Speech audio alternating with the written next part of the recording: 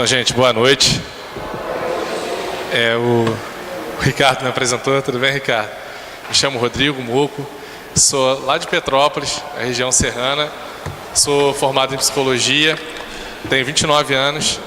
Tive a oportunidade de ter minha primeira experiência pessoal com Jesus, se eu posso assim dizer, aos meus 12 anos de idade. Fui fazer um encontro de adolescentes lá na minha diocese, e esse encontro me deu a oportunidade de encontrar uma pessoa que transformou a minha vida por inteiro. Foi nesse encontro que eu tive a oportunidade de descobrir que quando nós falamos em cristianismo, nós não estamos falando de uma ideia, nós não estamos falando simplesmente de uma doutrina, nós não estamos falando de uma proposta, mas nós estamos falando de uma pessoa, que é a pessoa de Jesus Cristo. Naquele final de semana eu tive a oportunidade de ser encontrado por essa pessoa, e esse encontro transformou a minha história. E eu quero hoje dividir um pouquinho daquilo que esse encontro já realizou na minha vida. Como eu disse para vocês, eu moro lá em Petrópolis, sou casado, casei em novembro do ano passado, sou recém-casado, vivendo um período muito bacana da vida, e trabalho aqui no Rio de Janeiro, trabalho no Colégio Santo Inácio, pertinho aqui em Botafogo. Então eu estou sempre subindo e descendo aí nessa rotina de Rio e Petrópolis. Para a gente começar hoje, quero fazer uma proposta a você. Coloca a mão sobre o teu ouvido, rapidinho, e repete comigo uma oração muito simples.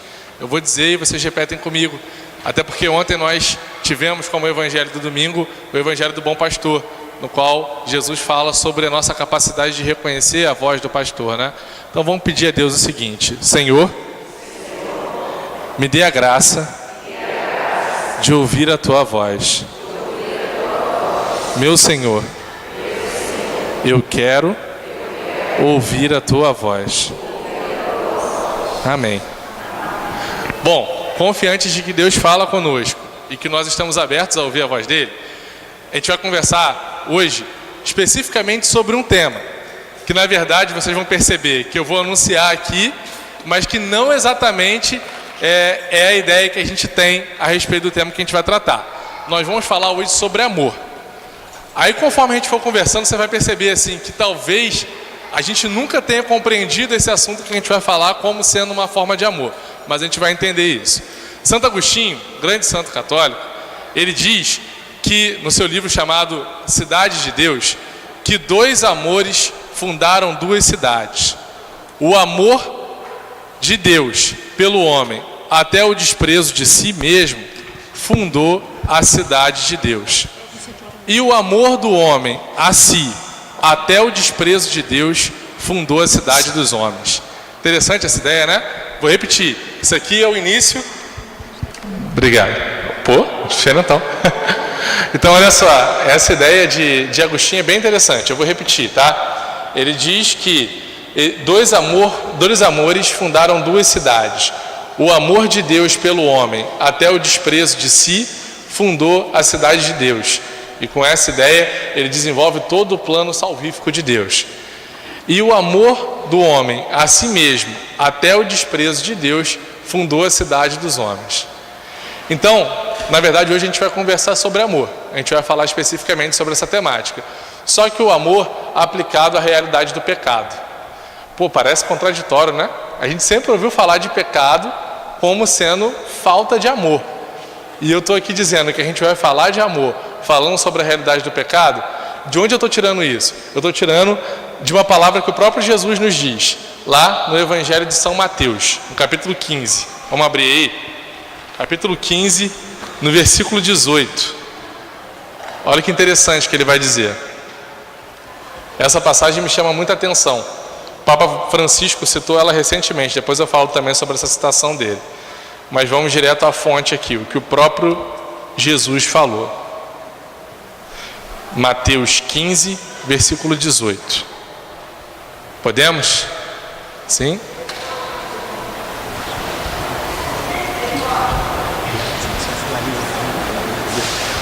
Obrigado. Então vamos lá, hein? Versículo 18.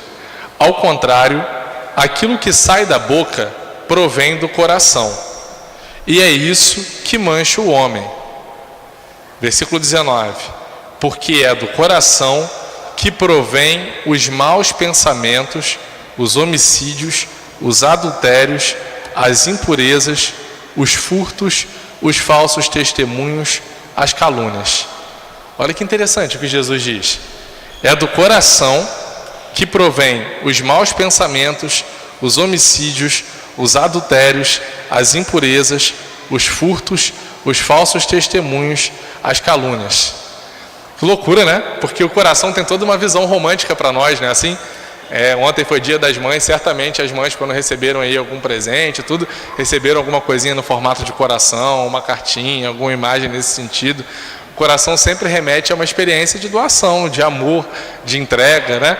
O coração está sempre atrelado a uma imagem de sentimentos e de afetos positivos.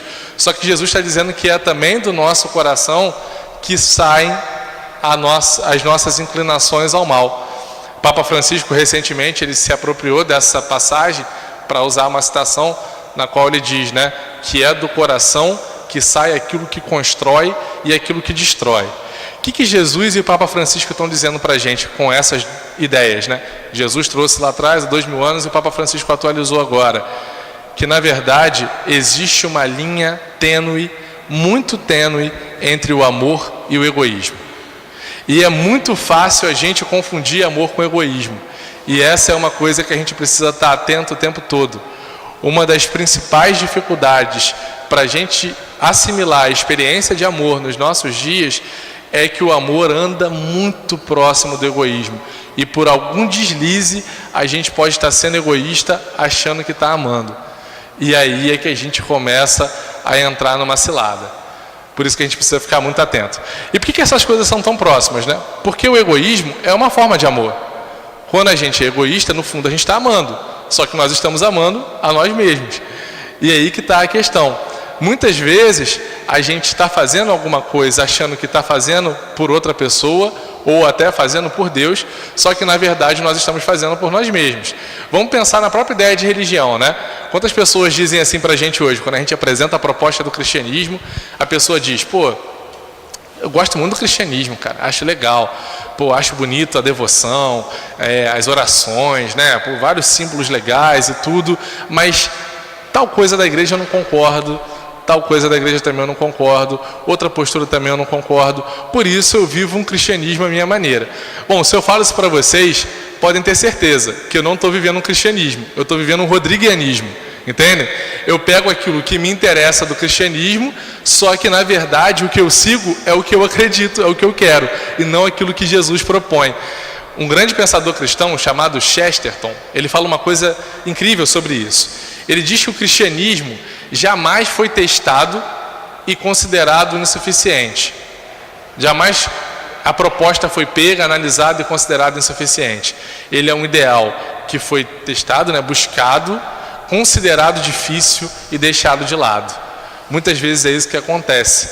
Quando a gente se aprofunda nos mistérios da fé, quando a gente se aprofunda naquilo que Cristo está dizendo, chega um momento dessa caminhada que a gente para e pensa, caraca, isso é muito duro, eu acho que não é para mim. Foi assim com milhares de pessoas que seguiram a Cristo.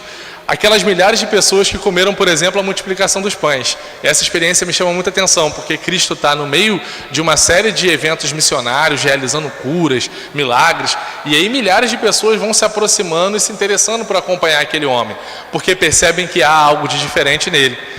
E aí as Escrituras nos contam que Jesus sobe numa montanha e começa a falar para aquela multidão de pessoas, e no meio do seu discurso ele percebe que as pessoas sentem fome, né? E ele já percebe que está se alongando, estava quente, e aí ele vai e realiza ali a multiplicação dos pães, todo mundo come, aquela coisa toda, e aí ele segue para outra margem do rio, as pessoas o acompanham, e na outra margem, essa passagem está narrada no Evangelho de João, no capítulo 6, ele inicia o discurso do pão da vida, e ali estão milhares de pessoas que já seguiram Jesus, que viram milagres, que viram realizações, que se alimentaram dos pães que ele multiplicou. E no meio do discurso do pão da vida, isso me marca muito, esse discurso, porque é ali que Jesus começa a falar sobre a radicalidade da sua missão. Ele sai daquela parte, digamos assim, que é bonitinho, que todo mundo concorda, que todo mundo está admirando, e ele entra num passo mais radical, que é quando ele anuncia como é que havia de ser a missão dele. E ali ele fala sobre a Eucaristia pela primeira vez, né? Ele diz que um dia ele se entregaria, e a partir daquela entrega ele voltaria e realizaria a sua missão através da Eucaristia. Ele se daria em comida e bebida. E aquele que comesse e bebesse do sangue dele, viveria nele eternamente. E as pessoas começam a ficar chocadas com o discurso de Jesus. E o final dessa passagem é emblemático, porque as Escrituras nos contam que das milhares de pessoas que estavam ali, todo mundo foi embora. Só ficaram os apóstolos. É impressionante isso, né? Tinham milhares e as pessoas vão embora porque o discurso de Jesus choca. E as Escrituras dizem que as pessoas saem dizendo: isso é muito duro. Hoje a gente poderia traduzir para o nosso tempo com as pessoas dizendo: pô, isso não dá para mim. Aí não. Até ali eu gostei, mas aqui eu já não quero mais. E as pessoas saem. E eu fico pensando, né? Se fosse cada um de nós, eu fico pensando se fosse eu. Pô, eu estou falando para milhares de pessoas. Falei uma coisa, que essas pessoas forem embora, eu já ia pensar: putz, fiz besteira, né, cara? Tem que melhorar o meu discurso. Eu falei alguma coisa que eu não deveria. Eu acho que, pô, nossa estratégia de discurso não foi legal. A gente precisa repensar. É isso que Jesus faz? Não. Exatamente o contrário, né? Ele vira para os 12 que permanecem ali com ele e diz: e vocês? Também querem ir embora? Na verdade, Jesus é tão seguro do que ele estava propondo, do que ele estava anunciando, que ele não estava preocupado com a quantidade de pessoas que tinham ido embora. É óbvio que ele queria que aquelas pessoas ficassem com ele, mas ele não queria que aquelas pessoas ficassem acreditando numa mentira. E por isso ele dava aquela liberdade para as pessoas irem ou ficarem, mas diante da verdade. E ele ofereceu também essa oportunidade aos 12 que estavam ali. E aí, vocês querem ficar ou querem ir embora? E aí Pedro toma a palavra, como muitas vezes ele faz, e diz: Senhor, a quem iríamos nós se só Tu tens palavras de vida eterna? Dom Luigi Giussani, um padre italiano do século passado, diz que pode ser também traduzido dessa forma, né? Senhor, a quem iríamos nós se só Tu tens palavras que explicam a vida? Veja que interessante. Pedro reconhece que não vale a pena sair da presença de Cristo, porque são as palavras de Cristo que dão sentido à vida.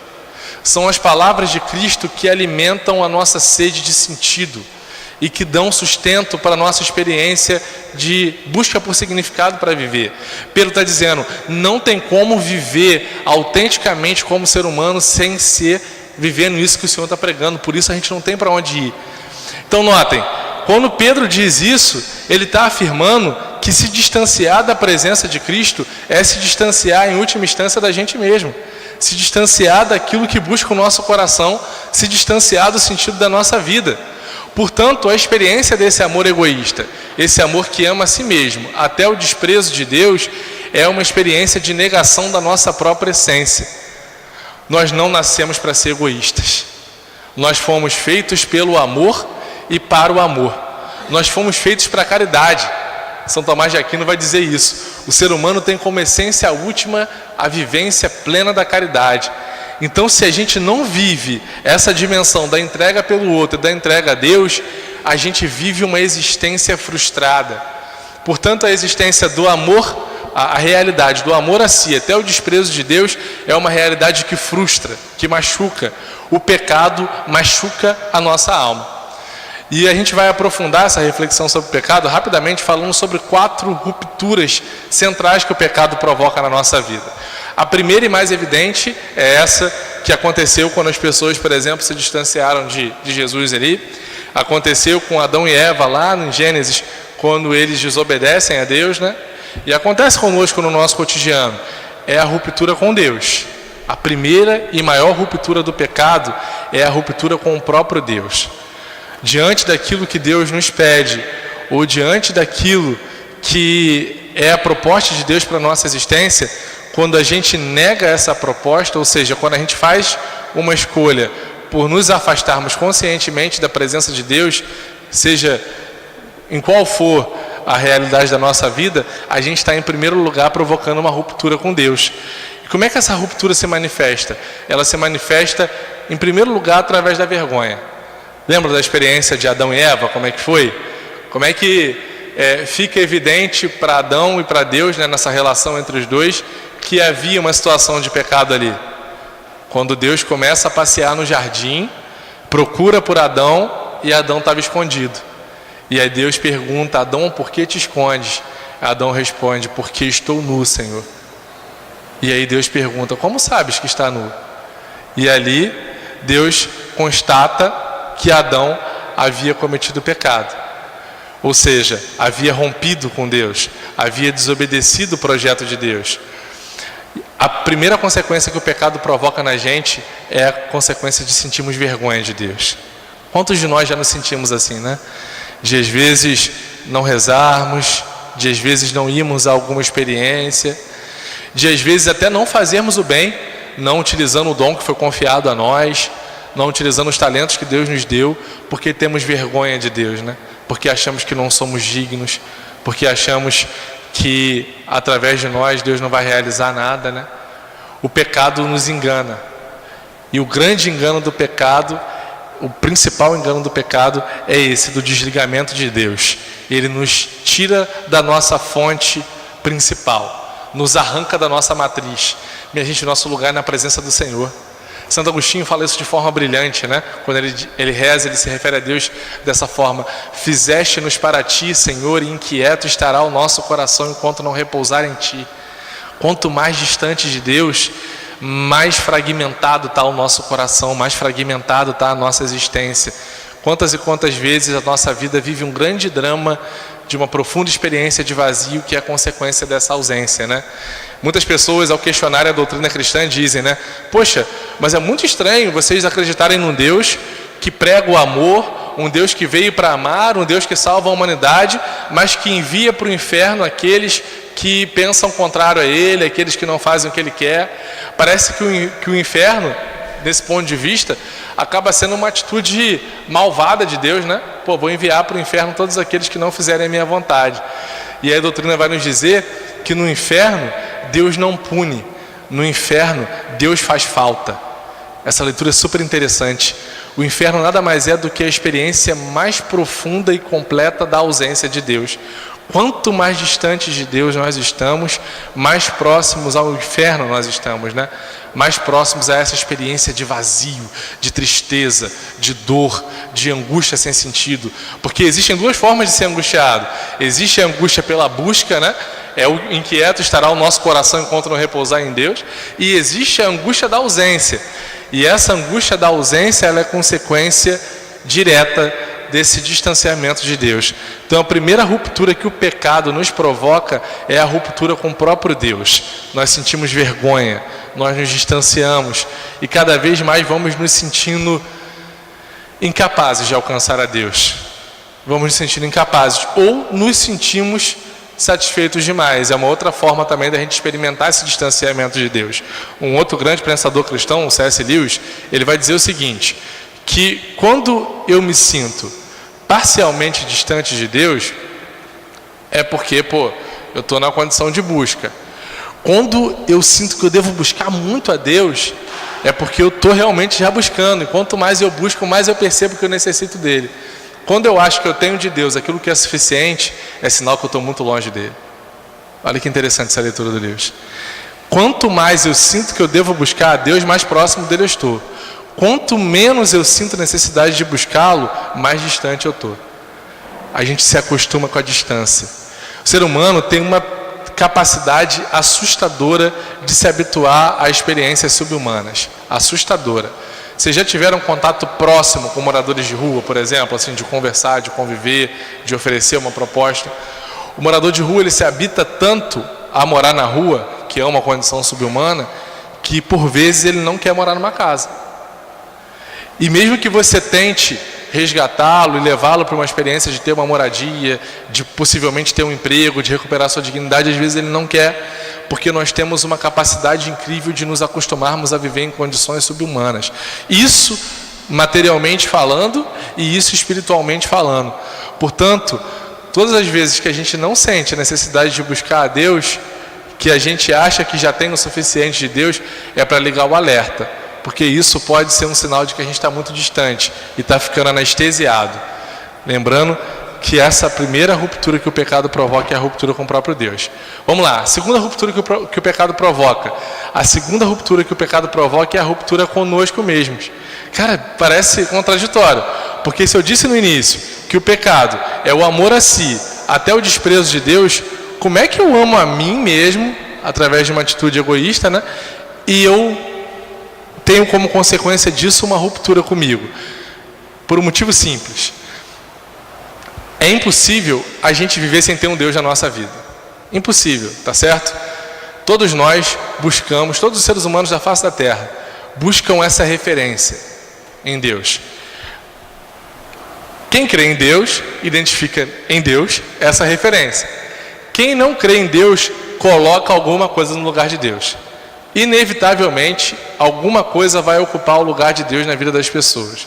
Pode ter certeza disso. Então, as pessoas que não creem em Deus, alguma outra realidade na vida delas, pode ser uma pessoa, pode ser um ídolo, pode ser um apego aos bens materiais, pode ser um relacionamento afetivo.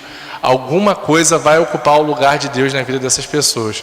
Então, quando a gente provoca essa ruptura conosco mesmos, significa que a gente deturpou de uma tal forma aquilo que a gente busca, que a gente acaba se distanciando da gente. A gente esquece quem de fato a gente é e o que a gente está buscando. Uma consequência do pecado é a gente perder a dimensão da nossa verdadeira identidade. Como psicólogo, eu estou até escrevendo agora um livro sobre identidade. Estou concluindo esse livro. E nesse livro, uma das coisas que eu trabalho é como os transtornos de personalidade, eles se parecem com a experiência da falta de virtude. A diferença fundamental entre uma coisa e outra é que na falta de virtude não existe um fator patológico. Eu posso, através do meu próprio esforço, né, consciente de procurar modificar aquela realidade, alcançar aquela virtude. Na patologia, eu vou precisar de um auxílio profissional, às vezes até medicamentoso, para conseguir solucionar uma situação que foge do meu controle. Mas se a gente for perceber como os transtornos de personalidade atuam nas pessoas, a gente vai identificar que em muitos dos casos, esses transtornos de personalidade, eles se relacionam com comportamentos viciosos, com falta de virtude. É uma linha muito tênue que separa uma coisa da outra. E por que eu estou dizendo isso? Porque quando a gente assume um comportamento de pecado recorrente na nossa vida, aquilo vai deturpando a nossa personalidade. Aquilo vai tomando conta de quem a gente é. Quantas e quantas pessoas, pela realidade do pecado, chegam a fazer coisas vexaminosas, né? Coisas que elas nunca imaginaram fazer na vida delas. É o popular fundo do poço. Já viram essa experiência? A pessoa vai fazendo tantas escolhas ruins na vida, que chega um momento que ela fala: caramba, eu estou no fundo do poço, eu não sei mais como sair daqui. Ela negou tanto a sua própria realidade na busca por uma ilusão, que chega um tempo que ela não consegue mais se identificar, se reconhecer. Existem pessoas que têm vergonha de olhar no espelho. Vergonha de olhar no espelho, isso é real. Talvez essa já tenha sido a minha ou a tua realidade diante de alguma experiência de pecado que a gente vivenciou, né? Ou de alguma experiência de vício que a gente deixou tomar conta da gente. Isso nos rouba da gente. O pecado nos rouba da gente. Guarda isso no teu coração, tá? Você não nasceu para ser egoísta. Eu não nasci para ser egoísta, meu irmão, minha irmã. Nós nascemos para a caridade. Fomos feitos pelo amor e para o amor.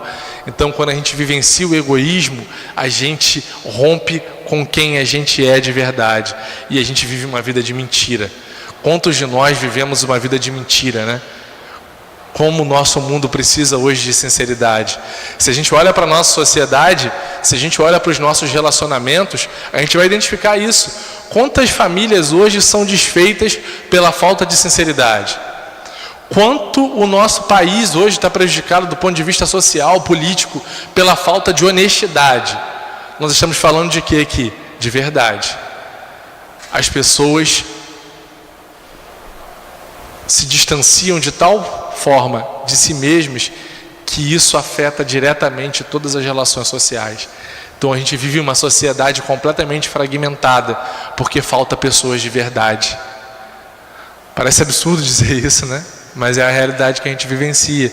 O pecado provoca uma ruptura conosco mesmos.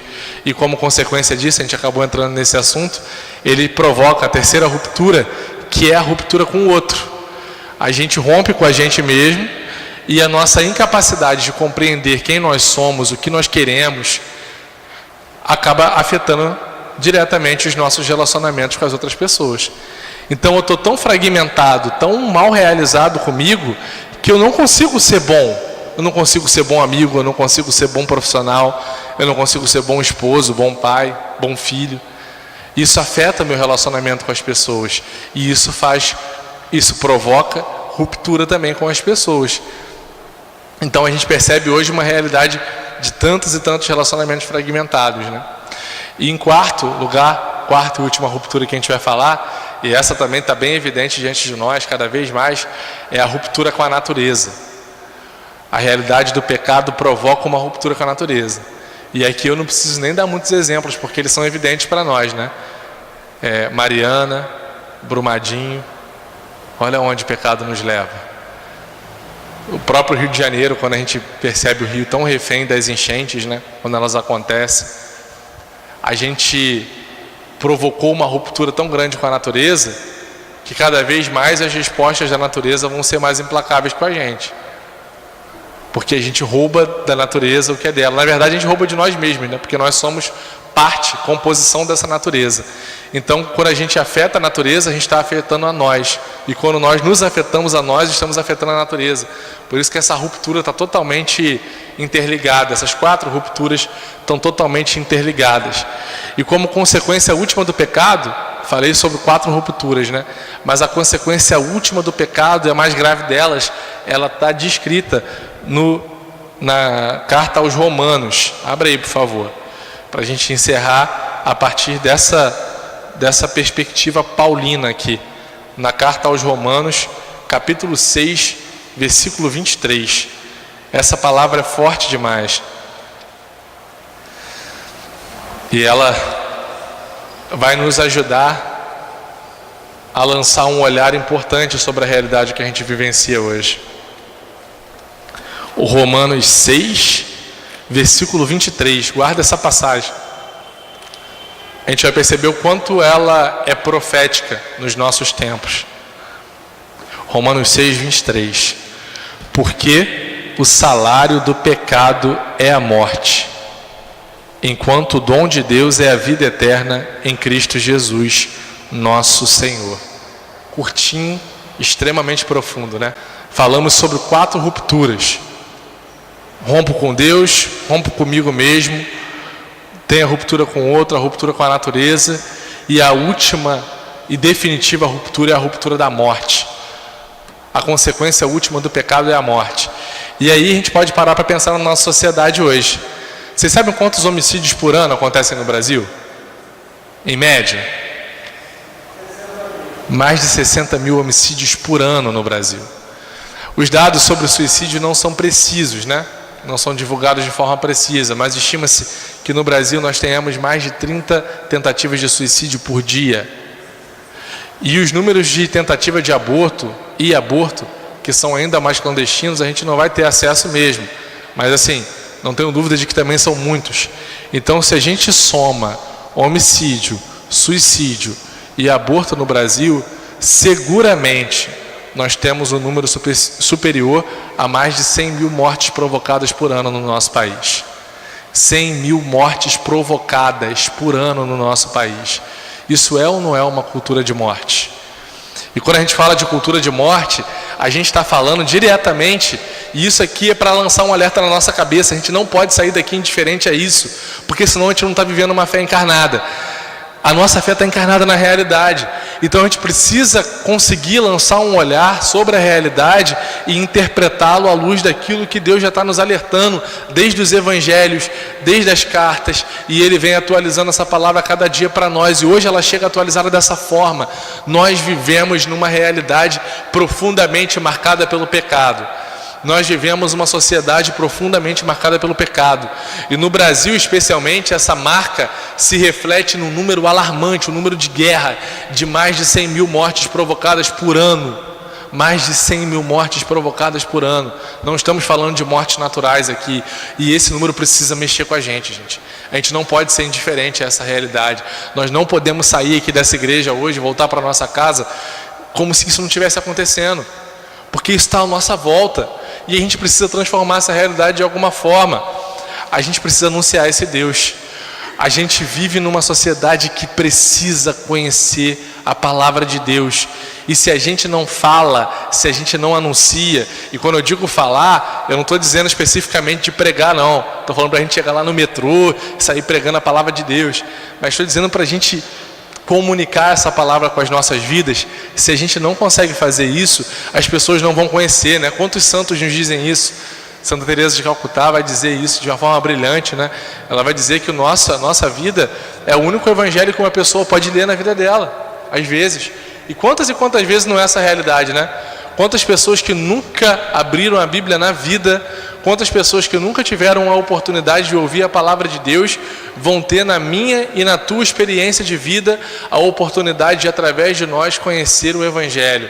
Então a gente carrega essa missão de comunicar esse Evangelho para as pessoas, essa missão de comunicar esse amor às pessoas, porque nós nascemos para o amor ao próximo, o amor a Deus acima de todas as coisas. São os 2 mandamentos. Olha como é que Jesus é objetivo quando ele reduz tantos e tantos preceitos e mandamentos judaicos a 2. E olha como nesses 2 mandamentos ele previne a realidade do pecado totalmente. Se o pecado é o amor a si, até o desprezo de Deus e consequentemente dos outros, Jesus vai dar o antídoto de forma clara: amar a Deus sobre todas as coisas e ao teu próximo como a ti mesmo. Olha isso, gente. São só 2 mandamentos. Amar a Deus sobre todas as coisas e ao teu próximo como a ti mesmo. Então, se eu consigo amar a Deus sobre todas as coisas, e se eu consigo amar o meu próximo como a mim mesmo, eu estou completamente distante da realidade do pecado, porque eu consegui traduzir essa experiência do amor de Deus.